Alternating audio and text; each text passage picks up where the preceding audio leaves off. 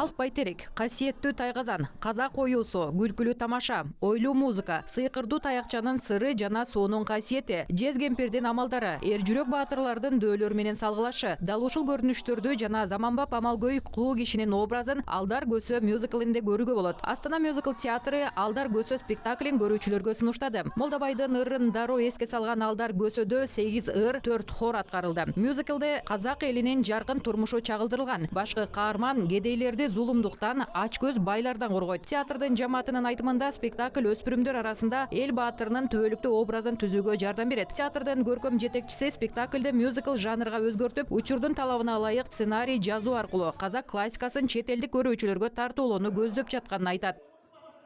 Жаңа музыка, жаңа драматургия жазылып, жаңа... Биздин театрдын милдети заманбап стилде музыка жана сахналык пьесаларды жазуу, ошондой эле классикалык драматургияны биздин заманга ылайык аткаруу болуп саналат.